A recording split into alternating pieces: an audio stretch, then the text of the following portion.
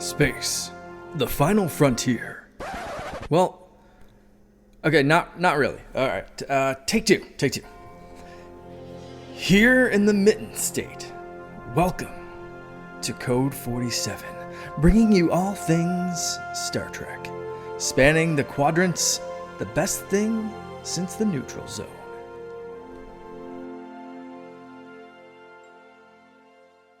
We are back again with the Code 47 podcast on the Secret Friends Unite podcasting network. This is episode 155. I am Charlie Carden, your humble servant, Trek Lord of West Michigan, joined as always by my number one in the Star Trek sense, Mr. Peter Stein. Good evening. Good evening. Excellent. We are actually recording early as I am off for the weekend with fellow SFU founder Todd Oxtra and my oldest friend Brian Cole. We're going to do some Chicago stuff, go across the pond. But if you have some Chicago dogs for lunch. Oh, man, I stay away from that Chicago pizza, though. Chicago dogs with no ketchup, though, right? Because I understand that purely not. Yeah, yes, and absolutely not. If you're a Patreon, though, you're listening to this over the weekend where everybody else is getting it on Monday, because that is one of the great benefits. You're going to love this segue of being one of our Patreons over at patreon.com/Secret Friends Unite. Like I said, this show always comes out at least 24 hours early. Other shows are exclusive, like all the great interviews that we did. Just last night, Peter and I talked to Andre Boreamis, who was a writer on several Star Trek shows in the Orville. Super nice guy. Love talking to him. Exclusive Discord channel, all kinds of fun stuff for as little as, after the free week you get and the free month you get at half off, it's as little as $2 a month. That's crazy. It's a situation where you're losing money if you're not doing it because your ears are not experiencing the greatness that we bring. I feel bad for you if you don't have our Patreon. It's a pity, really. It is really. It's quite sad. But anyway, these awesome folks are on board. My buddy Derek, a.k.a. the Figure Dude, Francie, who does my wife's hair, Mr. Xbox Expansion Pass, friend of the show, Luke Lohr, and my Uncle Tim down there in South Haven, Michigan. Heck of a nice guy. Also, John Sedorf, Brendan Myers, Corey HD, Matthew Keel, my buddy Kurt Krug, who I'm introducing to pickleball in a couple of weeks up in East Lansing. We're both MSU grads. So look forward to that. Tanya Lee, Chipotle Bear, Famous Seamus, Jay Newport 007, Cam the Movie Man, Brian Osterman, a.k.a. Darth Prozac, and Mr. Freight Conductor. We are happy to have all of you with us again over on patreon.com/Secret Friends Unite. Free week, half off, $2 a month. Like I said, what are you waiting for? You'll be so glad that you did it. Peter, am I drawing a blank on any Trek news we've had in the last 2 weeks? I haven't really heard anything, no. Yeah, I feel like we had a big burst, obviously out of San Diego, new figures from Nacelle, and then obviously we had the trailer for Starfleet Academy, but we covered all that with Jo Colton when she was on with us last episode. So without further ado, we're just going to talk about some strange new worlds, and I'm wondering, Peter, of these two episodes, if we're upside down on this one, because it sounds like might be. You didn't love on the first one, and I'm going to tell you I did not love on the second one. So let's get into it, because it was crowd pleaser plus not a crowd pleaser. Yeah. We'll see how that brings out. But anyway, we're going to talk about episode 4 of season 3 of Star Trek Strange New Worlds. It's called the Space Adventure Hour. La'an is tasked with testing the holodeck, air quotes, a new holographic simulator, and she asks the computer to create a murder mystery for her to solve. It generates a scenario where the cast and crew of a 1960s science fiction program called The Last Frontier, using the likenesses of people who have boarded the Enterprise and used the transporter. That sounds familiar. Mm-hmm. When La'an is trapped, what? And the holodeck safety protocols fail, huh? Scotty sends a message. That never happens. That it literally always happens. Scotty sends a message explaining that she must solve a mystery in order to end the simulation. Let's get into it. I'm having a good time because I'm supposed to be having a good time. I mean, it is a fun episode. I will give it that. Peter is not having that good of a time. So let's paint the picture. We get a great cold open.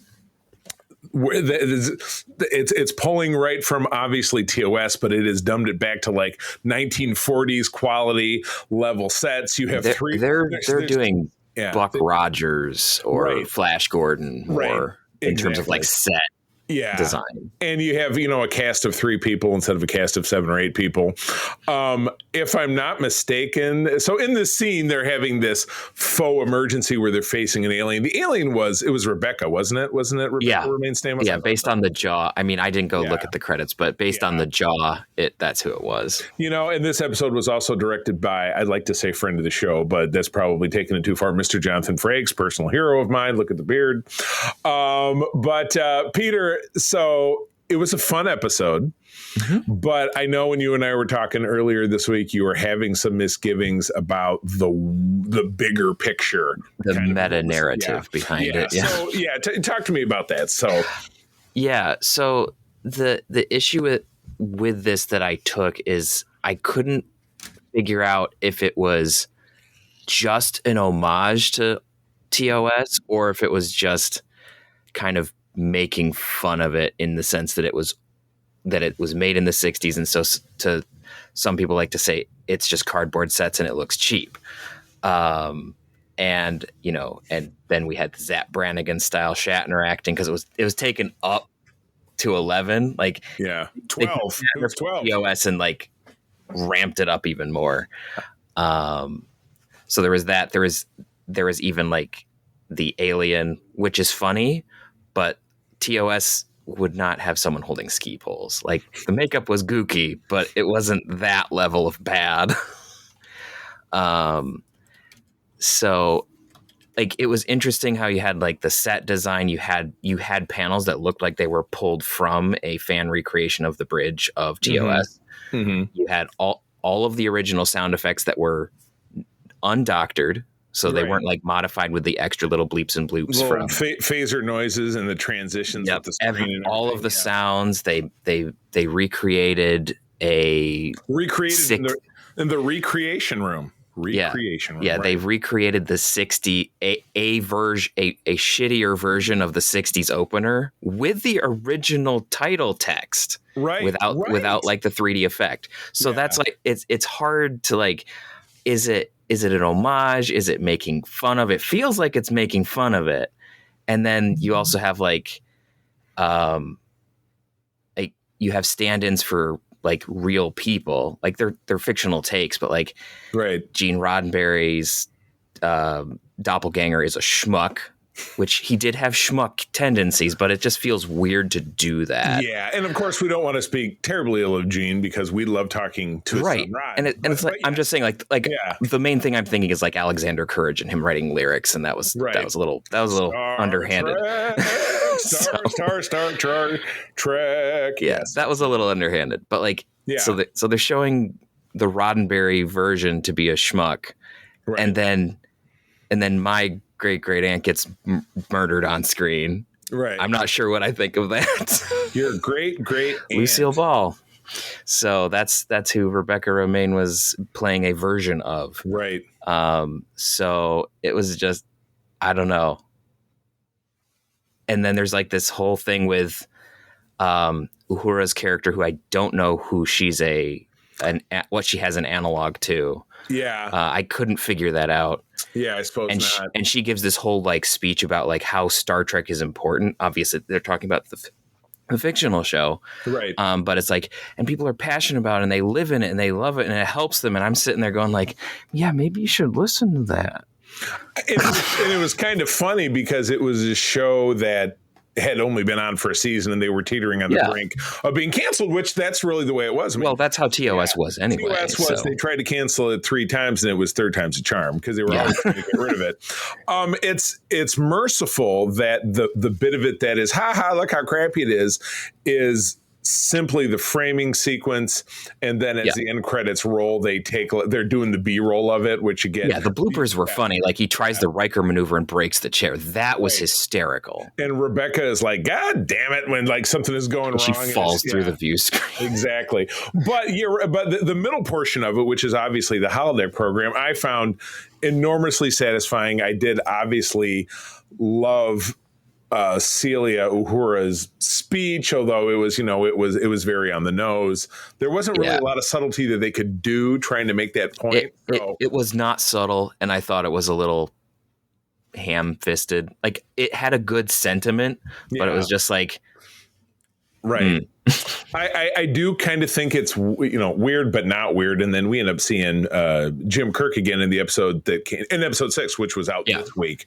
That they're working really hard to get him in there, because I think the fan reaction to Paul Wesley playing the role is probably really very strong, and they're giving people what they want to see. A lot of people really like him as Kirk. However, for the purpose of this episode, his appearance is like, well, here, when they're setting up the parameters of the program, Scotty's sitting there and talking Lon, or I just call her L in a lot of my notes because it's easier to say. He's showing her, like, here's these 8 people we're going to use for your program. I'm like, why? Okay, but why Kirk? I mean, he's not a member of the crew. He's been through the transporter once. Yeah, I know. So why not Mr. Kyle or it's or somebody else? But you get kind of where they're coming from. But so this was, I love that they painted Amelia Moon, which is the Dixon Hill character, as a childhood favorite of Lon, and they kind of walk through that. So really, even for her, the roots run a little deeper than they do for Picard and Dixon Hill, which he just admires. But with Lon, you get it runs a lot deeper because she had this terrible childhood, and this was something that was comforting to her. Really, it was well done. It was just a little, obviously, because I've seen things too many times. Right. But I was sitting there going like, that's the big goodbye. That's Elementary Dear Data. Like there's a lot of stuff that are borrowing from other holodeck stories, which, as we were talking about last night with Andre, it's like, after there's so many stories, it's going to happen, right? Because that's just how it works. And that's as we kind of glide into the next episode. When we get there, I kind of felt like they're borrowing for things outside of Star Trek. Oh yeah, they're also making big jumps that are just like, oh, why are you doing that? But we'll get there. But I'm right back to being totally fucky with the rank stripes. Okay, so Lon and Spock are their Lieutenant JGs, but Scotty is a first lieutenant because he's got a broad stripe and a narrow stripe is a JG, like it is in the Navy, or like it is one Pip Hollow Pip, but a full band is lieutenant. Uhura doesn't have a band, which is ensign. That's consistent with TOS. Una has 2 full bands, as does Kirk. When we see him in 6, she's still a lieutenant commander, though. She should have a narrow band then. But then she would be a Lieutenant JG. So you see why this is madness to me. So I was trying to figure out, is it different by division color maybe? Because if you were Chapel has 2, like the nurses have 2 all the time, right? But Chapel's not even Starfleet at this point. She is a civilian something or other, but she has 2 bands. They do establish that Joseph is a commander by rank. I know he gets referred to that more than once. So, but if you look at the uniforms, like if you wear a red uniform, your stripes are red. If you're wearing a blue uniform, your stripes are dark blue. Nuts. I don't like that. I just can't let it go. But it just kept stabbing me in the eyeballs. We'll get into that in the next episode. That's prescient. Yeah, I guess a little bit, but yeah, you're right. Just like Andre was saying to us in our conversation last night, which will be out soon for you to listen to. The holodeck safety, the holodeck safety's failing happens 8 times out of 10. Like, it didn't really happen in like the Vic Fontaine program in DS9, which we'll talk about when we get into talking about DS9 here. But you kind of have to make it happen. I mean, the stakes weren't super scary. Like, oh, okay, well, the holodeck safety's failed and they're in a World War II simulation and they might get murdered. It was a murder mystery and something bad could happen. And I was gonna tell you, I didn't pick Spock as the killer. I thought that was pretty great. I was not surprised when it happened. I don't know that I had picked it out, but there were just too many inconsistencies, and I was like, something's up. Right. And so when they revealed it, I was like, elementary data. Okay. Exactly. Yeah, right. And it was, I did write button on the episode, the outtakes from the fake show. Those were legitimately funny. Directed by Frakes, which I think just everybody loves him. He's a very lovable guy. Really good job. Yeah, absolutely. I do love Scotty's appearance because Uhura figures out, well, if you kind of phone in, or we do what is it, like a fake television? He's wearing like a bowling shirt. I thought that was great. That whole bit was fun. The one thing that I didn't quite like about it is that they seem to not be letting Scotty kind of do things on his own. Right. Throughout his appearances. Like he does a lot, but he doesn't have here's the solution. Well, it could be they're trying to stretch his. I mean, he's about 5 years away from being the Scotty we know. No, I get it, but like he should have at least one or two moments where he can do that. Mm-hmm. And like every time we've seen him, he's always had Pelia looking over his shoulder. This time it's Uhura looking over his shoulder, or it's Una looking over his shoulder. Like there's always someone who's helping him. And Scotty is a genius, and we need to be able to see that other than him cobbling shit on the wall. Right. And so it's for me, it's just one of those, like, let the character do something amazing at least once, because we do need to know that he is a genius and can come up with things on his own. I'm not going to say there's an episode in the back half of the season where that might happen. I'm not going to say that. Oh, well, I mean, I said it just needed to happen once, right? I'm not going to say that. What was okay? So the only thing that deducted a point for me, because this was a 9 out of 10 for me. I enjoyed the hell out of it. It was really a lot of fun. But Spock and Lon, and now they're in a romance. I mean, just stop the prostitution of Spock. That we could call this episode that, but it would get flagged. But yeah, don't. Yeah, red light, blue light. Yeah, I'm just so very sick of Spock getting passed around like a doobie on board the Enterprise. Yeah, I mean, I said that before, where it's just like he's kind of the whipping child and just kind of gets thrown around and all sorts. It's like Spock is an iconic character, right? But let him do Spock. Let Spock be Spock. Maybe just like with Scotty, maybe they will come a point where that's what I've heard. But as I've said before in the podcast, I think that he needed to be more Spock-ish already at this point. It's not quite right. For me, it's not quite believable of where the character has been in his home life, what he's been through, to where he is going to be. This isn't a believable midpoint for me. Some people can justify it, but for me, it doesn't quite work. I mean, I can see it. All right, where do you land with the episode? What's your 9 out? What's your rating? This one's probably gonna be like a 7.5. Okay. Just because I just did not like the meta of it and how it kind of cements in everyone's head that TOS is cheap and shit, and I don't like that. It's a fun episode. It's got a lot of good stuff in there, but some of the meta stuff behind like the real people and the real show are like, kind of gives me the, I don't like that. I will jump in.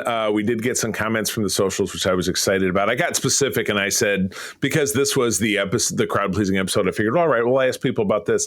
I got someone called My Figure Universe, which is at My Figure Universe at Blue Sky. I really enjoyed the episode. Wasn't expecting the holodeck twist at the end, and I found that refreshing. Like we talked about. Nice. I honestly really like the Lon Spock scenes. I'm a sucker for dancing. That's fair. To each their own. Personal preference. Schloss Ritter, who is a big player over on our SFU Discord, they seem to be alternating between serious and silly episode. Good balance. That is correct. That seems right. Because if it was all serious and misery, this show would be called Star Trek Discovery. Did I just say that out loud? No, I didn't. Joan Lansbury, who's one of our followers over on Blue Sky, I loved everything about this episode.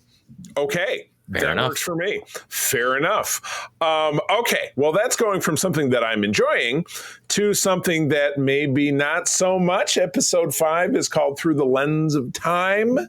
Medical assistant Dana Gamble joins an archaeological expedition led by Chapel and Corby, my least favorite couple, exploring an ancient temple-like building. When Gamble picks up a glowing orb in the ruins, it explodes in his face, blinding him. Ooh, bad day at the office. Or bad day out of the office. After he is transported back to the Enterprise, the temple locks, trapping the rest of the await team. He should have pulled his Arnold. I knew I should have stayed home today. Yeah, right. I'm not even supposed to be here today. From Clerks, which, we need to get into that. Man, this episode just did not work for me. That being said, I liked some of the concepts in this episode, and I think that's where mostly it got me. Like I think that's fair. Like the Chapel Corby stuff is I'm still kind of like. Well, every episode where Chapel is featured as a major character makes me hate her more, which sucks. I've met Jess Bush. She was on the cruise when we went the first time. She's delightful. I bet she's a lovely person. She absolutely, and this is her first. I remember this from my research. This was her first major role in North American television. She came over from Australia, and this is her first gig, as I understand it. So that's a pretty good first gig.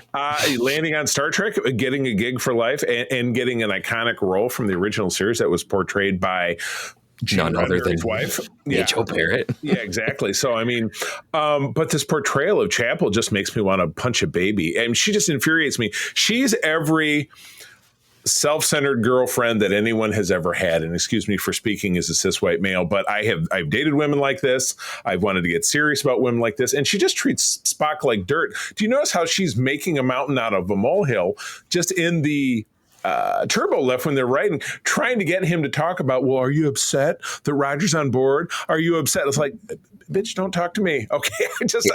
No, I'm not. I'm doing It's one of those of like, she should know Spock at this point. If he wants to talk about it, he'll talk about it, especially this version of Spock. Yeah. Leonard Nimoy Spock, probably not. Yeah. But this version of Spock, if he wants to talk about it, he'll talk about it. Leonard Nimoy version of Spock chucked a bowl of plomeek soup at the Major Barrett that is version true. of Chapel. But so if he's angry. Yeah.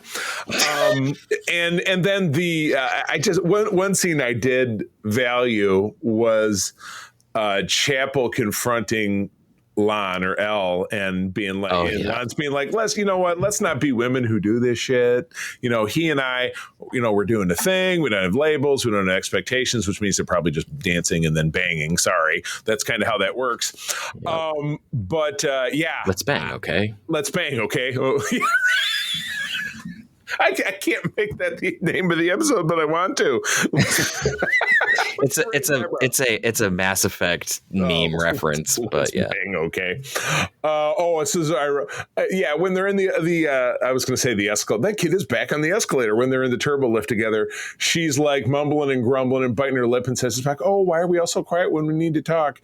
And I said, "Bitch, we don't need to talk. Why not put Chapel next to the hole where they need a window because she's transparent. She is just so thirsty to get his attention and just say, really, they're trying to like do the whole of how she's like still pining after him in the original series, right? And they're like, oh, let's still do that. It's like gross, and we especially because she's in an active relationship right now. And Corby is going to run off because he disappears. She doesn't see him for several years, and then we get him back in the episode in the cave where Kirk is holding the big penis. Yep. What are little girls made of? Yeah, that's an episode. Yeah, and somehow he going from sorry about the spoiler alert for a 60-year-old episode. He loses his accent when he becomes an android because he's got an accent here. That does it. It is one of the things that when you recast, it's always a little funny when you're like, hey, we're going to recast and now this person has an accent, or if they did, now they don't. And it's like, right. You can change how they look, but they did that with the dude who was Sarek in the JJ movies. He had a big, thick British accent. And I'm like, Mark Leonard was from South Haven, Michigan, which is my mom's hometown. Yeah, they don't talk like that there. He speaks Midwest. Yeah, exactly. So, but anyway, now we're off the rails here. So they're really teeing things up with Joseph, having a buddy cop speech with, I started calling him New Guy Nurse because I forget his name. And then later on, I gave him a different name, which I won't say just yet. It's not dirty or anything. I'm like, they're really teeing this shit up that something bad's going to happen to this kid. It's like, come on. Yeah, it's definitely one of those like, I remember how Discovery did this like horrifically with, what's her face? The cyborg. Was it Aaron M? Ariam. And how it's like, hey, let's give her a focused episode, and then she dies in the end. And it's like, guys, stop doing this. It's the most absolutely classic trope, which I just said is the buddy cop speech when two characters have a moment where they're like, "I love you, man." No, I love you, man. Or add like trope to trope. He like hugs him, and it's almost like a thanks, Dad. Oh shit, I shouldn't call you Dad. You're my boss. And it's like, And I talk about the show all the time. Fox's 24, which is a very favorite show of mine from the early 2000s.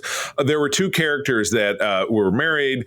One made a big sacrifice for the other. They both lived, but the character who made the sacrifice went to jail, then got out of jail, ended up back in the plot line to the next season, and his wife was the big boss, and he ends up saving her life, and then they reunite and have a big hug, and he's like, everything's going to be fine now. I'm going on this mission with Kiefer Sutherland, and then he gets dies. Kidnapped. Yeah. No, he lived.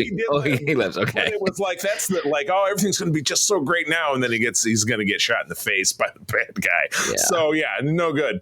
Yeah. The interesting thing about this episode is they skirt like what the theme that they originally postulate, right? Which is like, how did this race view life after death, immortality, right? And then they kind of sort of talk about it with dimensions and like different temporal dimensions, right? And then it's like, oh wait, no, it's a prison. They must have done something wrong, which they stole from a TNG episode called Power Play in season 5. It also felt a lot of this also felt very much like it wasn't just Power Play, but it also felt like the episode was Sargon from TOS. Oh, All Our Tomorrows. Yes. With the animal the little the little glowy balls, right? Yeah, right. So, little glowy balls. We can't use that title. We've used it in the past. Yeah, unfortunately. But it was just like there was a lot going on that felt like that episode and Power Play. I mean, everything was super teed up. So the Starfleet is helping out, but Corey's like, well, I don't like having Starfleet around because they're gonna cramp my style. And you guys follow too many rules. Yeah, and Chapel's all, well, I'm on your side. And then when they get down there and things start to get a little fucky, pardon the expression, Spock's like, no, Starfleet protocol says we got to go outside. We got to call the captain, clear and present danger. Well, Spock, and then they ask their. She ends up doing it anyway. Yeah, and they ask their Sherpa, who's the local guy from the planet, like, "Hey, dude, is it cool if we stick around?" And he's like, and he says some cryptic bullshit. And they're like, "Okay," and then 2 minutes later, that guy gets vaporized by his own temple. Yeah, and they have this weird reason of like, well, I offered blood, so only people can come out with me. Okay, I mean, sure. Chirp. The one thing random technology note that just popped back in my head, I did find it amusing how they brought back the phaser redirectors from the cage. Oh yeah, there you go. So they can beam ship's power down to the big to the little cannons. Like they redesigned it, but I thought that was kind of cool. It's kind of neat. I like that you brought that back. So I wrote I thought blood sacrifice and blood magic. I wrote it reminds me of Peter Venkman from Ghostbusters. I love this plan. I'm excited to be a part of it. Let's do it. When they were going to vaporize the temple to melt the marshmallow man. Yeah, it is kind of like that. So we then get a crisscross with Temple of Doom from Indiana Jones because there's dead bodies on the ground. Mm-hmm. And then when we're finally ready to get out of it, it turns into a leap from the lion's head will prove his worth. Oh, man. From the Holy Grail. I was like, where's the fucking Holy Grail at the end of that thing? Then they push a button and they get out. I just wrote, this whole mission is fucky. They can't take another landing party down because, we don't want to piss off the local government. And it's like everyone's dead or not there. Oh, and random location note. I'm pretty sure this is the same canyon that was used in the movie that should not be named. It was also used to represent Talos 4 in season 2 of Discovery. Yep. So I wrote one of my early working titles for the name of the episode is "Stop trying to make this Toronto rock quarry happen. They're trying to turn it into Vasquez rocks." Yeah. I was just stop saying the rock quarry, Janet. It's not going to be a thing. Exactly. Oh my God. So from all of this, and then the bad guy they identify, which is in the male nurse, because he starts changing. He starts going back and forth. He grabs one of the balls. It blows up. And then he gets possessed after it eats his eyeballs, which is totally fucked up. And he's killed, so he's a zombie. And they identify the creature as Vesda. Does that sound at all like Vecna from Stranger Things? Because that's the big bad in the I'm like, you guys, come on. And then the dumb thing is, that this idiot is going to come back because they store him in the pattern buffer instead of like. Cannot comment about that. It's kind of it's a Chekhov's gun, but it's one of those like. You know what? Scotty says, "Where'd you send him?" Nowhere. I'm like, please, like scatter his molecules like you did in the Time of the Wolf episode with Scotty. Wolf in the Fold. Wolf in the Fold. Like, please scatter his molecules like Wolf in the Fold. Why did you put him in the buffer? No one wants that. This is pushing the tee onto the ground and putting the golf ball right on top of it. And you know what? It's a shot that I would hit. It's a shitty shot. Yeah.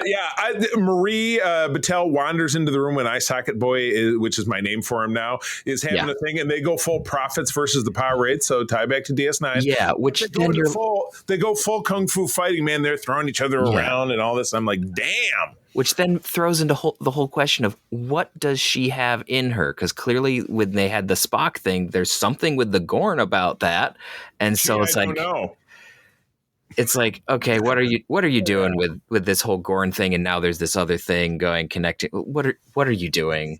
I'm not loving it.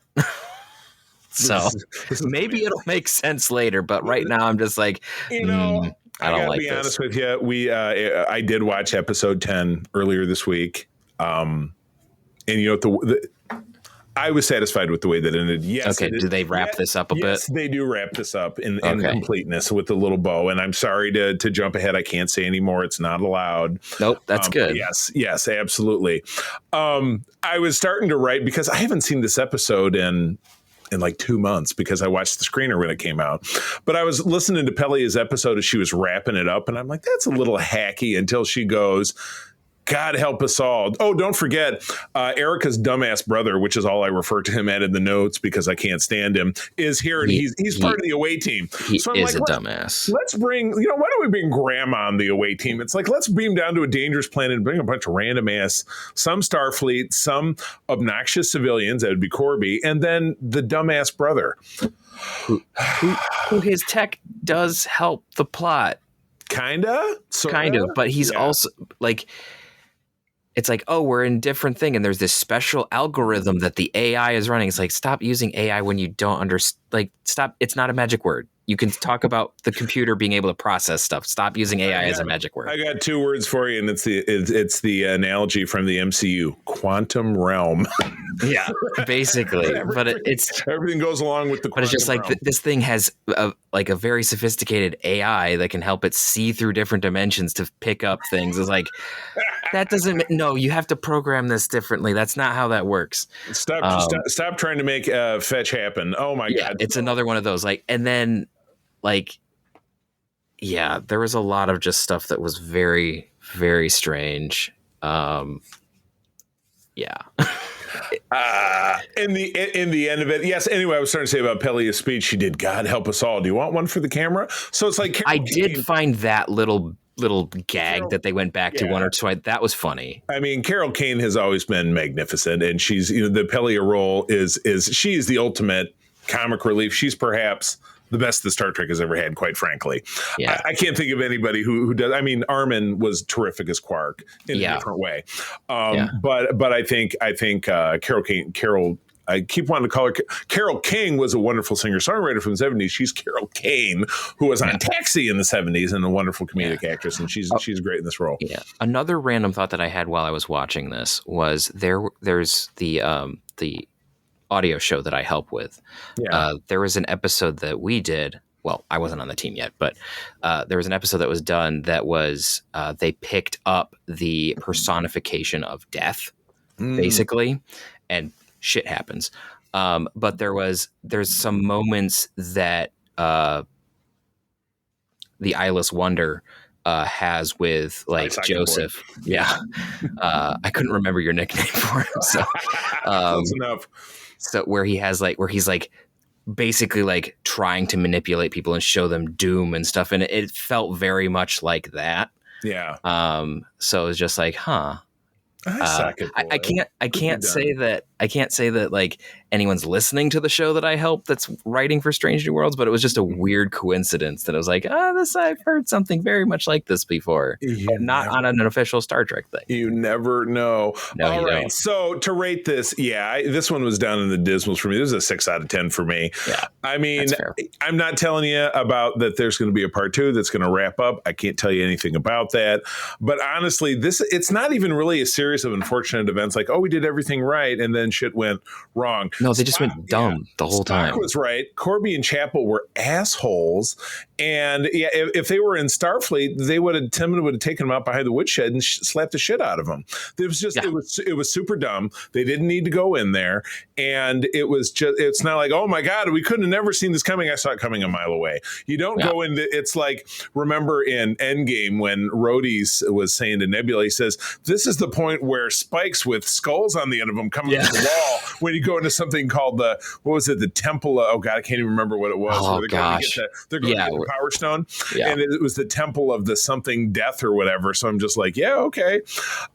This was that. It was like, it's the Scooby-Doo gang going into the house that they shouldn't go into. So but it's Scooby-Doo mixed with like an actual horror movie where everyone forgets how to use common sense for a good portion of the plot. They didn't have it to start with. Oh my gosh. All right. Well, that wraps up talking about Strange New Worlds. We're back with episodes 6 and 7 next time. Mm-hmm. And we have a special guest. I don't want to mix up the name.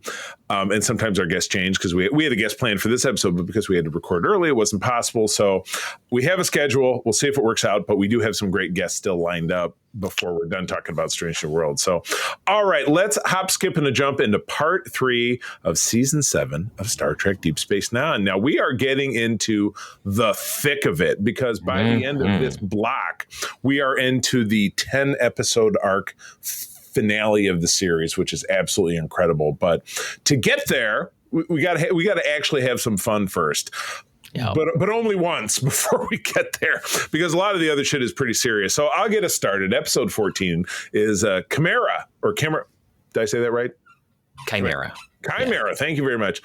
Directed by Steve Posey. I don't know the name, but Renee Echevarria is doing our writing. From Feb of 99. A changeling, Laz, played by the magnificent J.G. Hertzler. Great guy that both Peter and I Which is just really funny because it's like he plays Martok and then it's like, and now he's playing Shapeshifter. And you can tell that he's using a different register of his voice. It's quite an interesting performance. I know.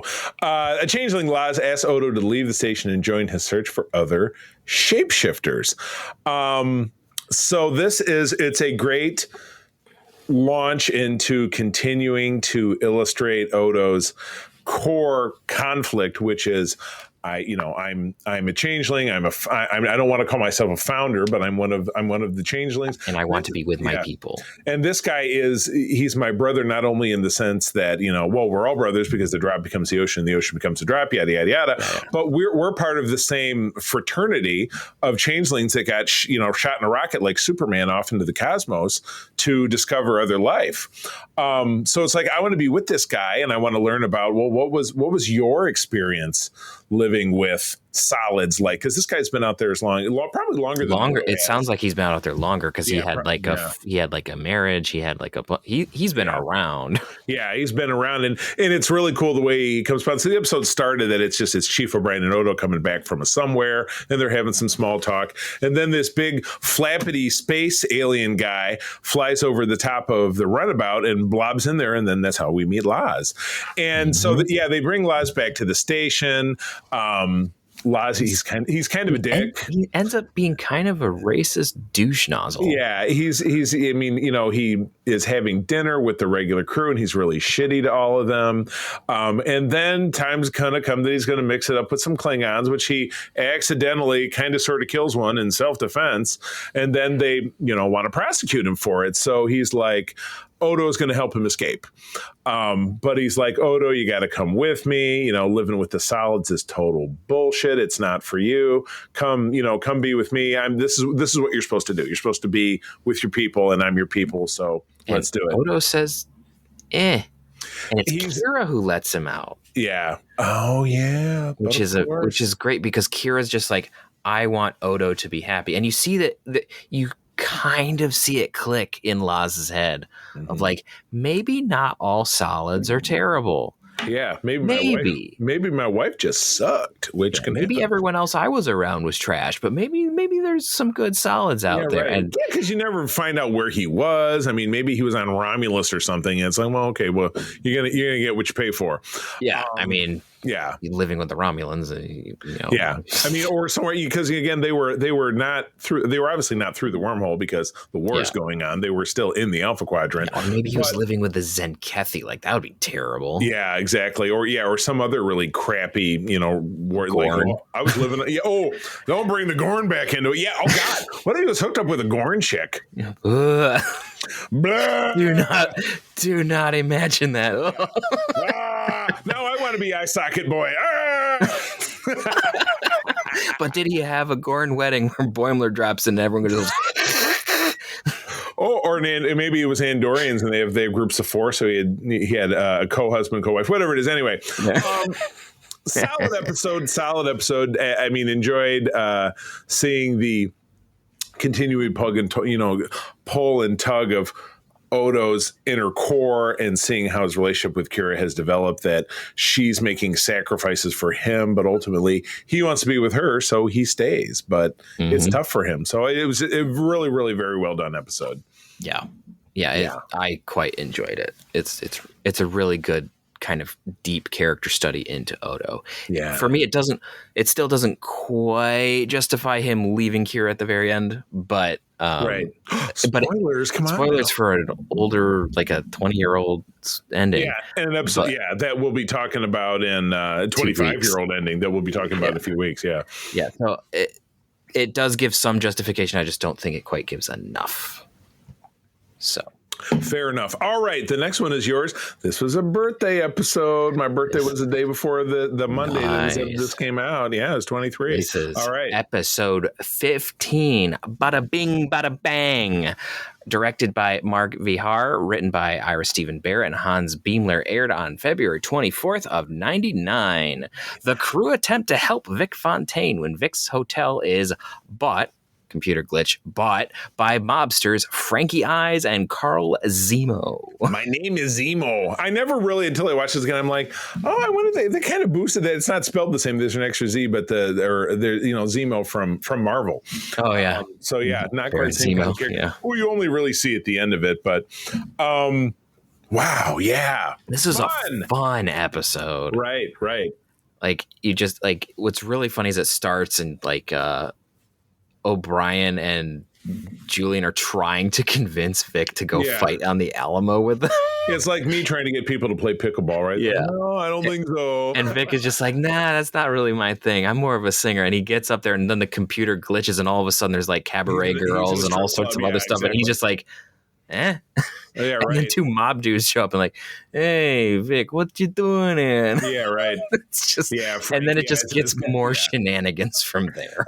And it's interesting. So they take it to the point where everybody's like, "Yeah, we gotta, we what can we do? We gotta change the part." Well, this was a thing that Felix, which is funny because it's another toss back to James Bond, because Felix also designed the Julian Bashir secret agent program. Yeah, said no, this is a what do they call it? A Jack in the Box or whatever it is. An Easter egg. Yeah, an Easter egg. Basically, you have to solve this with. It's a puzzle to solve within the program. You can't just delete it. And you can't go in there and shoot him with a gun because it'll trigger a mob war and stuff. Like, you have to find and you can't just reset the program or it'll make Vic forget everything and exactly erase everything you've done. So, and it's funny because they're all talking about the synopsis and Cisco walks up and he says, why don't you guys all get back to work? This is, I don't want to listen to your bullshit. And he's really harsh, but later on, the gang is developing this plan and Cassidy's a part of it. And Cisco's like, I can't believe you're doing this thing. And she's like, what's your beef? She says, well, it's a recreation of the 60s and, the incredibly racist pre-civil rights 60s where, black people like us were treated like crap. And I don't want to be a part of that. And there's a really interesting line after that. Yeah. And so, but he does come around. What's the particular line you were thinking of? Oh, she says like, yes, it was bad then, but think of this as what it should have been. Right. Because this is a fictional recreation of that period. Right. So it's still got this. It's still got the mobs. It's still got the casinos. It's still got the the bada bing sort of stuff. But it doesn't have the racism. So it's like all the fun stuff of the period. It's not the oops all racism. I'm sure there's a program like that out there. Nobody wants to play it. It's Quarks. I'm sure it exists. Oops all racism.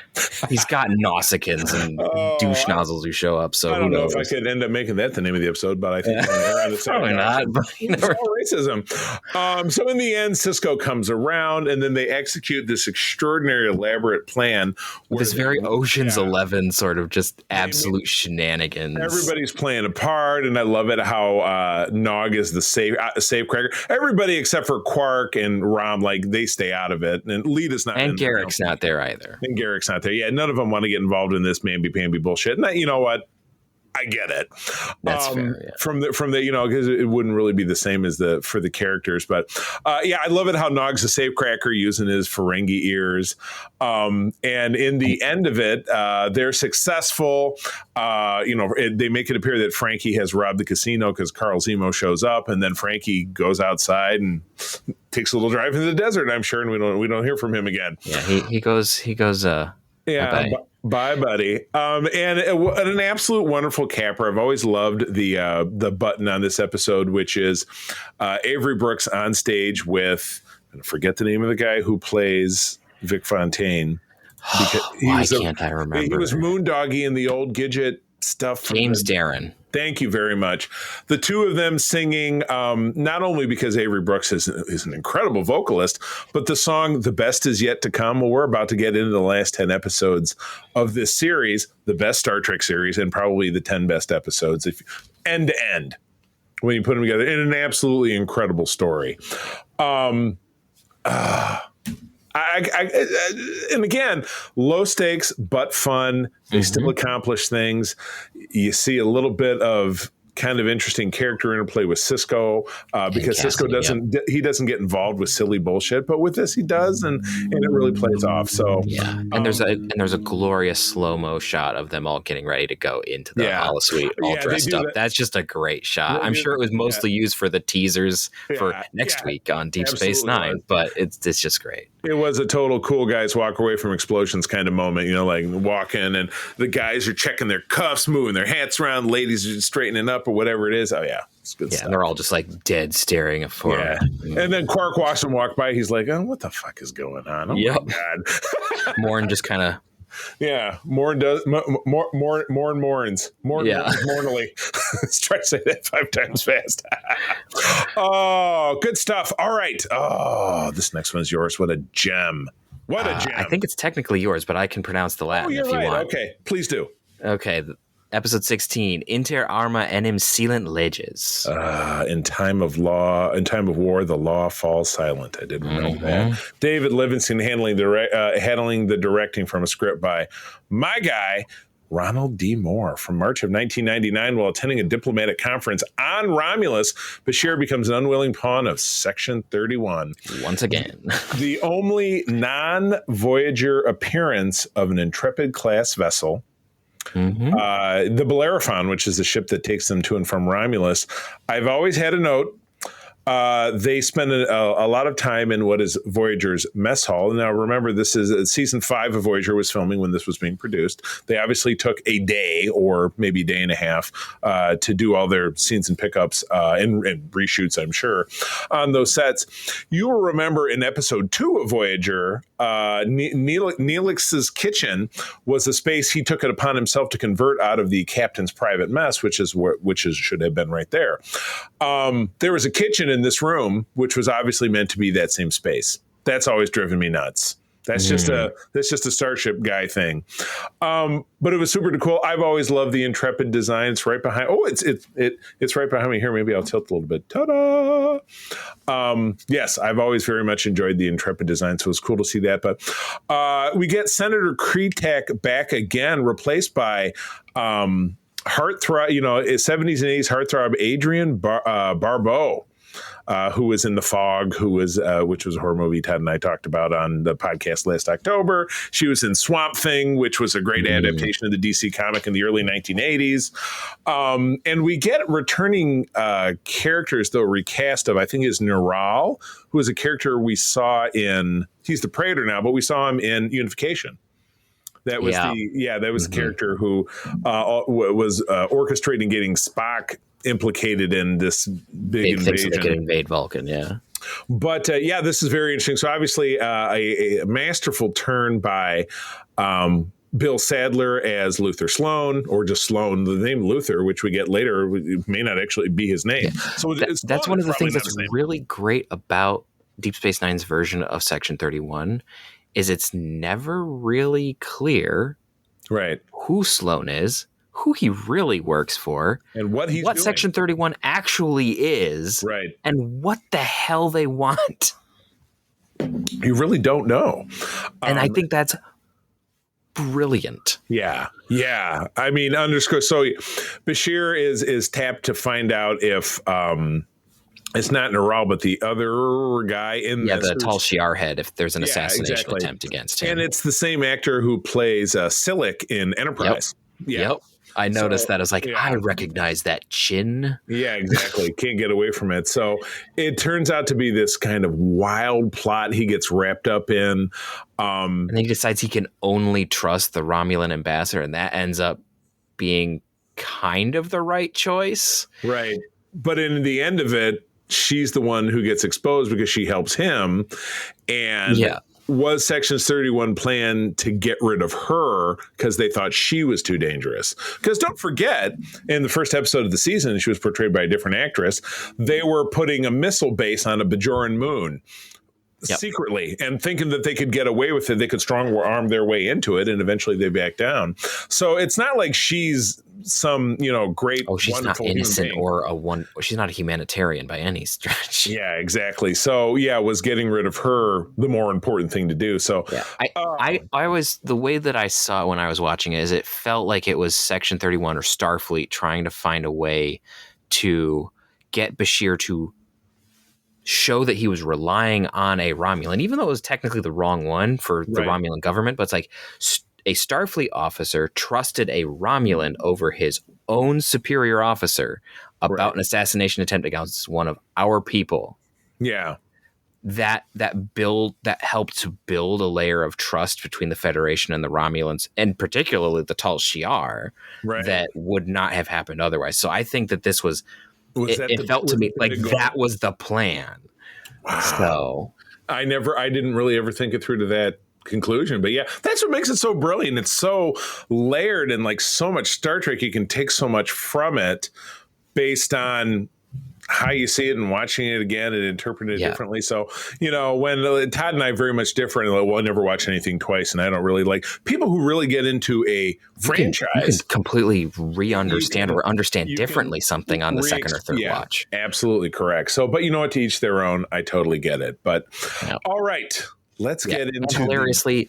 Sloan dies, but most certainly is not dead at the end. Yeah, because he turns around and he's like, "Here I am again. I'm sitting in this chair, watching you sleep." Well, that's a little again. It's like, dude, he's not sitting there with his phone. Oh, I didn't see you there.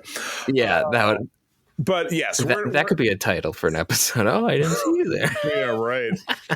Oh my God. So anyway, we're not done with. Luther Sloan. Not yet. Luther Sloan around everything soon. All right. We're beginning the 10 episode finale. This one's yours. Go for it. Yeah. So this is episode 17, Penumbra. Directed by Steve Posey, written by Renee Echevarria, aired April 7th of 99. The Reader's Digest version is Ezri searches for Worf, who has disappeared. Sisko makes plans to marry Cassidy Yates. Yay! Everything goes wrong. Right. And really, we're rolling with this. So Ezra and Worf get captured by the Breen. They're being tortured. Sisko. Yeah. Most of the torture we see in the next one, because this one they land on a planet. And they're like struggling with, am I more like Jadzia? Do I still love Worf? And Worf is like, well, you kind of are. you're still Dax, and let's have sex. Yeah, yeah, and which then blows up in their face in the next episode. Right. But and this is our first time seeing the Breen, who are only ever really mentioned in both Voyager and TNG. We saw them in DS9 back in season 4. It was a Breen prison camp. Yeah, but we didn't see the Breen themselves. Yeah, I mean, no, we did, but because it was a mine, remember, and it was Ducat's daughter. I keep forgetting that we see them. I just kind of because you see them so far away. Then right, it was not really, but they get captured.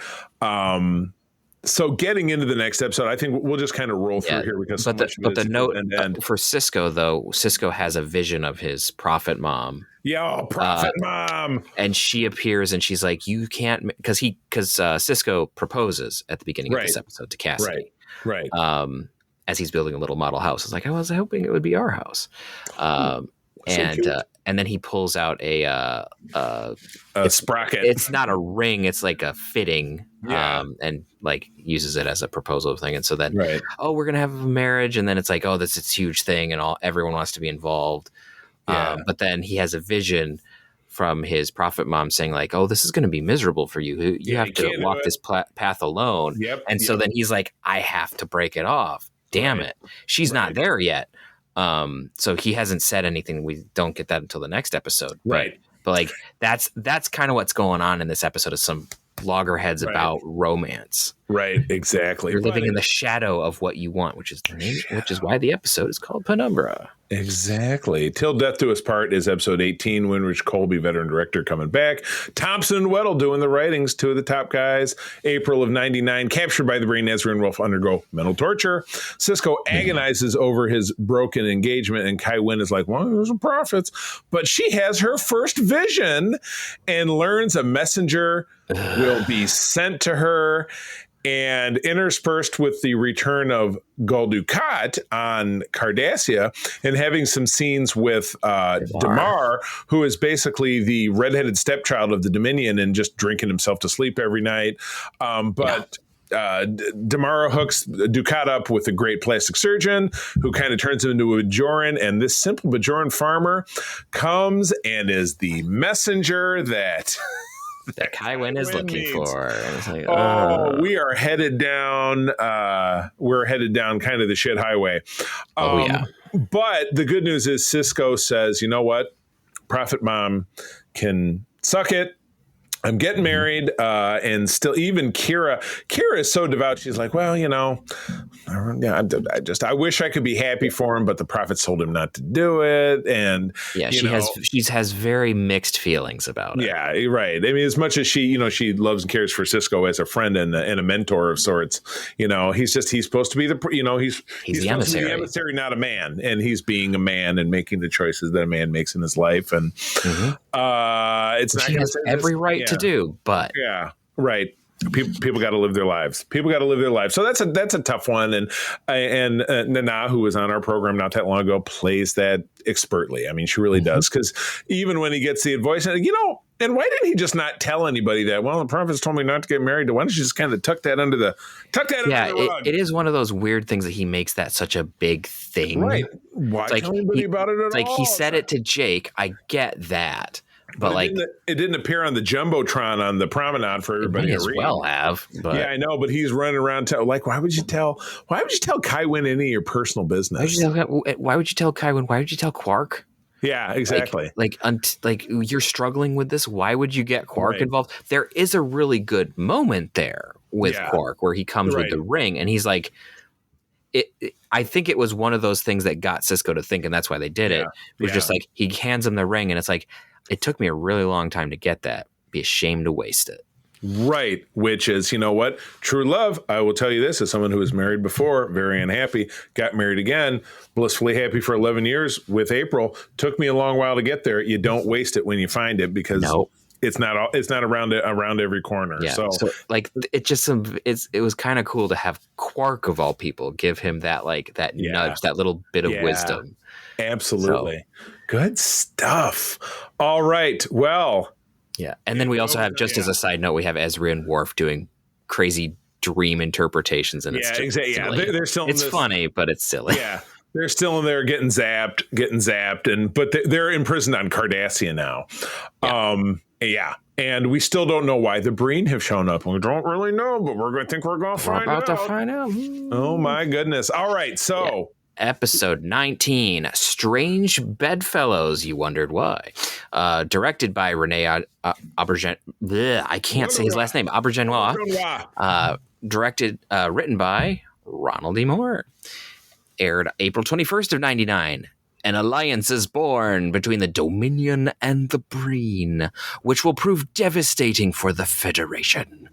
Ezri and Worf are sentenced to death on Cardassia. That's all that ever happens there. Yeah, everyone gets sentenced to death on Cardassia. Sentenced to life on Cardassia? Miles goes to Cardassia, sentenced to death. Ezri and Worf go to Cardassia. When you're born on Cardassia and you have teeth, they take one and they put it in a little box and it goes to the Ministry of Teeth. Ministry of Teeth, new name. There you go.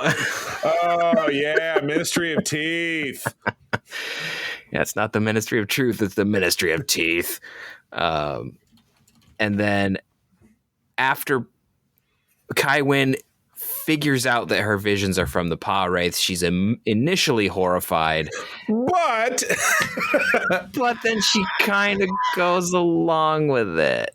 She's like, the prophets have been shitting on me my whole life. Plus now I'm the Kai. They can't give up on me. And this is, I think, the episode where she has a heart-to-heart with Kira, and Kira is like, okay, well, you're having these doubts and all these things, and like cool. the Pa Wraiths are going after you. Like that's a spiritual thing, I understand, but you should step down as Kai. Yeah, and because you're not in a place to be the spiritual leader of the religion of the prophets. And Kai Wynn's like, what? She was like, what? I'm in power. Why would I give that up? And you see the slimy Wynn from earlier. Yeah, that we've grown to know and hate. Kind of raise her head again and be like, ew, she just wants power. Ew. Oh, you know what they say about people who have power? If you ask them what else they want, they can say, well, I could use a little more power. Yep. Yeah, that's all that people who are corrupt and evil, we don't need to make any relevant examples to the world we live in, but people who are extremely corrupt and evil just really love being in power. Yeah, and to cross our streams for a hot second, it's very reminiscent of that scene in Episode 3. The only thing that people who have power are afraid of is losing their power. And you see that in Kai Wynn right here. Right. And then you see it later in that exact same character later in the movie when he says, I am the Senate. Exactly. Yeah. So, oh my God. But yeah, so we have Damar kind of wrestling with stuff. We see him start to meet with some other Cardassian leaders, and something's afoot. His right-hand man, like his because boy, he's just like, why are you making decisions with the Breen without me? You're making concessions and giving away Cardassian territory. And of course, Wayun's like, is it Cardassian territory? I thought it was owned by the Dominion. It's like, as a loyal, citizen of the Dominion, you'll do what you're told. So here, take your bowl of gruel and shut up. Yeah, it's very much like the Dominion play favorites with whoever they're trying to put under their foot. Right. And you see that very, very clearly here. Like you saw it at the beginning with the Cardassians, but obviously Gul Dukat didn't understand that. Right. And we're seeing that play out. And then you can see it's like, oh, they're just grooming the Breen for the same thing. They just don't know it yet. Oh, yeah. Yeah, that is a line that Damar said. He says, well, don't you see it? He says, you know what? The war is taking longer than they wanted, and they blame us. So if it doesn't ramp up quickly, who do you think they're going to blame next? You know, you're the latest flavor of they're the flavor of the week. Yep. You know, they're the new bimbo girlfriend who the next bimbo comes along. That's going to be the flavor of the week. Yep. Bimbo or himbo, excuse me, equal opportunity. The founder, you never know. Yeah. Oh, yeah. Well, they're not really. They're really very genderless. Exactly. So, all right, we'll wrap this up with Bo. Episode 20 is The Changing Face of Evil. It feels fun saying the names of the episodes like this, doesn't it? Yeah. Mike Vihar handling our director. We've got Ira and Hans Beimler doing the writing. Also from April of '99, the war reaches a critical turning point when the Dominion takes Chintaka system, the only Allied foothold in enemy space, and we lose the Defiant. I know. The Defiant since the Search, first episode of season 3, and she is destroyed. Oh, it's just surprised she comes back, but right. Sort of, yeah. She comes Kinda. back in a very 1701 to 1701A Yeah. exact same model kind of situation. Yeah. Wynn learns that Dukat plans to release the power rates, and Damar begins a revolt against the Dominion with This description awesome feels like it needs to be read in the Clone Wars announcer voice almost. And the walls, I can't think of one of those speeches. The war reaches a crucial turning point when the Dominion retakes the Chintaka system, the only allied foothold in enemy space. Wynn learns the Dukat plans to release the power rates, and Damar begins a revolt against the Dominion. Dun dun dun dun dun dun dun dun dun Star Trek. Oh, yep. Just the way it's written, it begged for that. Yeah, it was a banger. I remember watching this the first time and being like, it's like watching the Enterprise get blown up, you know?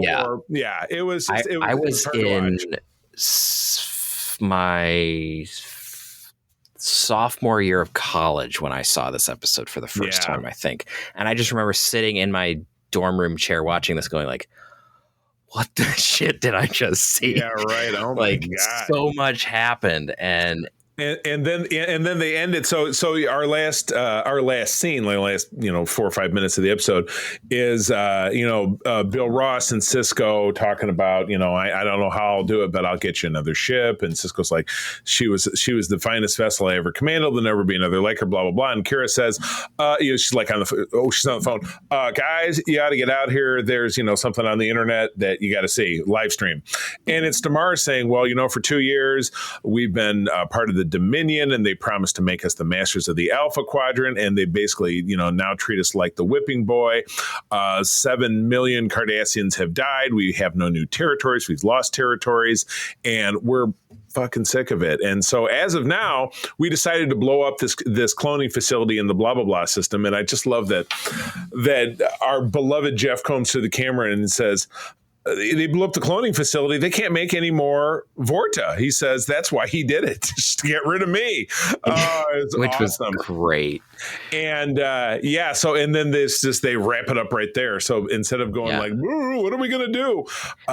You're going to have to wait for our next episode to find out what they do, because this whole next arc is amazing. Yeah. I also found it interesting the stuff that, because when I was first watching, the stuff that also interested me was the whole thing with Kai Wynn and Dukat. Like, as much as Dukat is a schmuck, and you know that this is only going to end badly. It's kind of interesting how you have the her Prylar. Her assistant, who's cast to be like this craggy, very unpleasant dude, right? He has a craggy, unpleasant face. Now, he could be a wonderful guy, but he's kind of cast to be like the unpleasant church bureaucrat. Yeah, right. That's what he is. Church bureaucrat.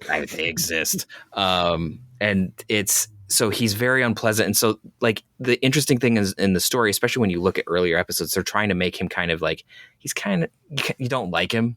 Yeah. But then in this episode, you start to see a flip where he's like, he is trying to protect Kai Wynn from this bullshit. And so you have this guy who's like, he might not be an enjoyable or pleasant dude, but he tries to do the right thing. And then Kai Wynn kills him for it. And it's his blood that unlocks the book of the power rates. Right. And it's like, do you really, maybe that's just kind of a bad sign? Yeah. It's one of those like, Adami, can we call you Adami? Like, this was a really bad decision. If something is unlocked by the blood of someone you murdered, it's kind and that's what has to unlock it. It's very Army of Darkness. There's no doubt about it. There's something wrong there. But I thought it was interesting how you had like coming from my perspective, it was interesting where you had like the institutional part of the religion is trying to defend itself and its leader against something that is existentially evil, right? And is doing the right thing, even though he's kind of, you don't like him. He's trying to do the right thing, and then just all hell breaks loose because they don't listen and they do what they want. He's the church bureaucrat guy. He's the guy who threw himself in front of the speeding train. You know what I mean? But he did it for the right reason. Yeah, he did. But he still died. He died on principle, but he was dead. So yes. Oh my goodness.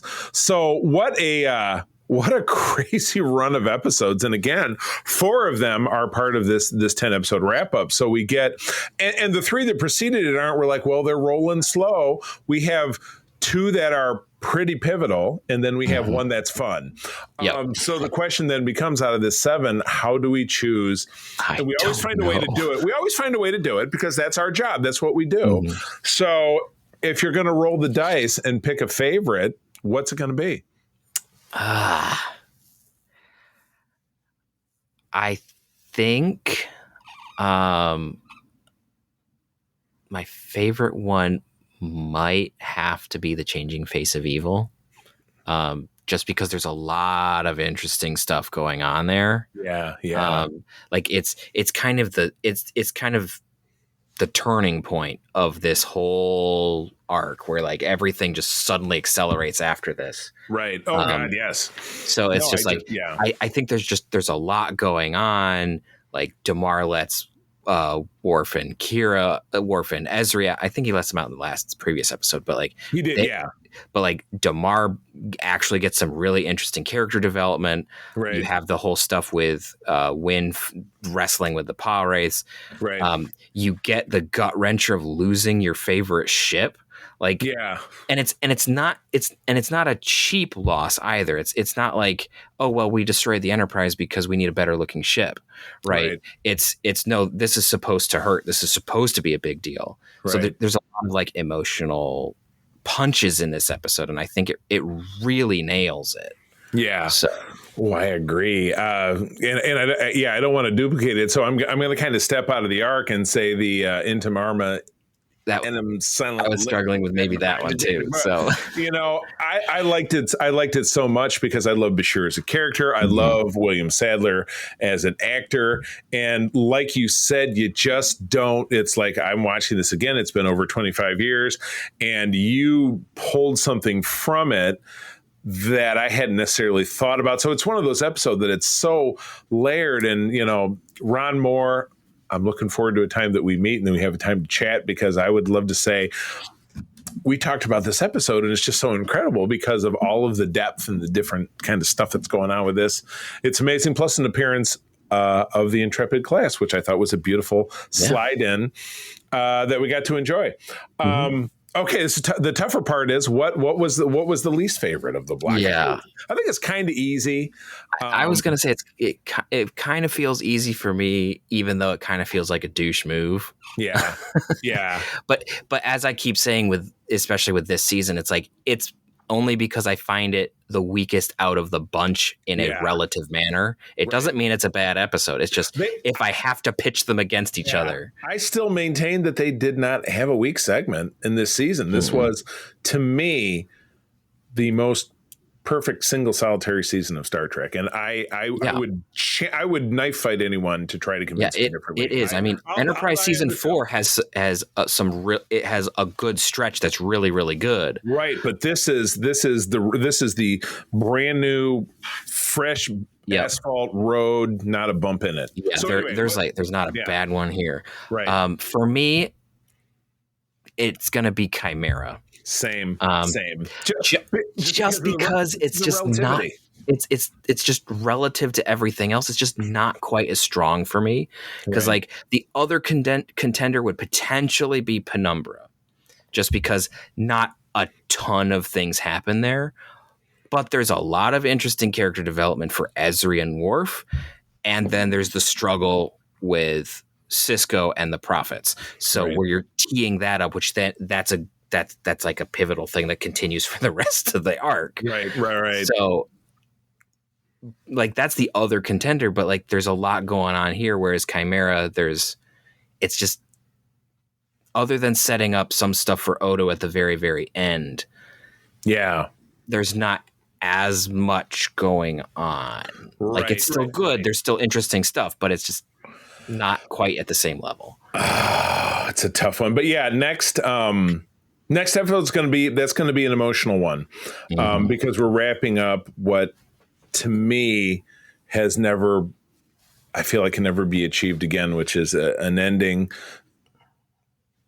that is almost without flaw. I mean, it's not completely without flaw. There's nothing that's completely without flaw. I'm probably going to have a slightly spicier take on the finale itself. Okay. Not like the season as a whole, but just right. I have nits to pick about the finale. And the nits will be picked. And further on down the road, you can pick those nits all over again, because there will be a time that we get into talking about finales and two-parters. Yeah, it'll be very exciting. But anyway, that is our show.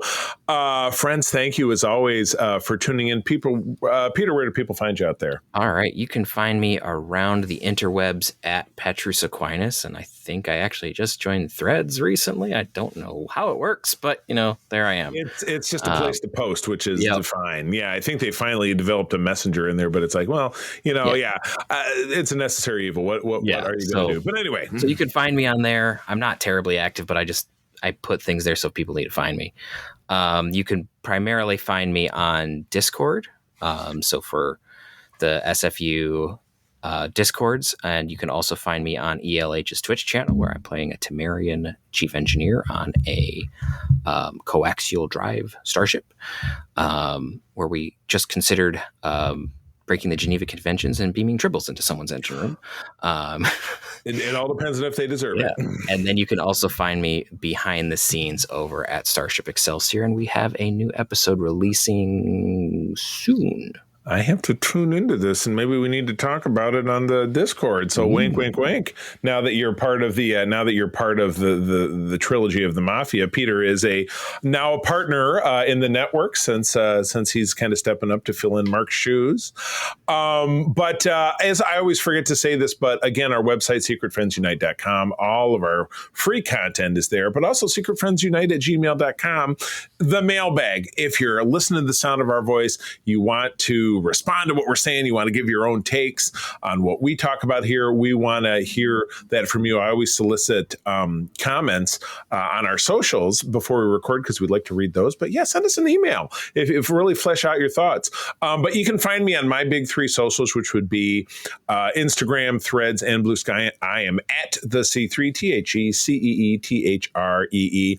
But again, our Discord, that's where the action is. We're having fun, safe conversations about pop culture and geek stuff, comics, video games, Star Trek, Star Wars, and even fantasy football. Because of Todd, I let him have that one, even though it makes no sense to me. But you know what? Love what you love. It's all about the numbers. It's all about numbers. So with that, I'll bid you adieu. As I will say, as always, that sharing is caring, and to keep on trucking. Peace and long life. This podcast is part of the Secret Friends Unite podcasting network, available on Apple Podcasts, Spotify, and podcast services around the galaxy, as well as video on our YouTube channel. You can support Secret Friends Unite by becoming a Patreon member, get bonus programs and more over at patreon.com/secretfriendsunite. Join our Discord community for even more discussions on all things geek. For all the latest updates on Secret Friends Unite, make sure to follow us on Threads at secret.friends.unite and visit secretfriendsunite.com. Find our merchandise at TeePublic and Redbubble. Thanks for listening, and may the Force live long and prosper.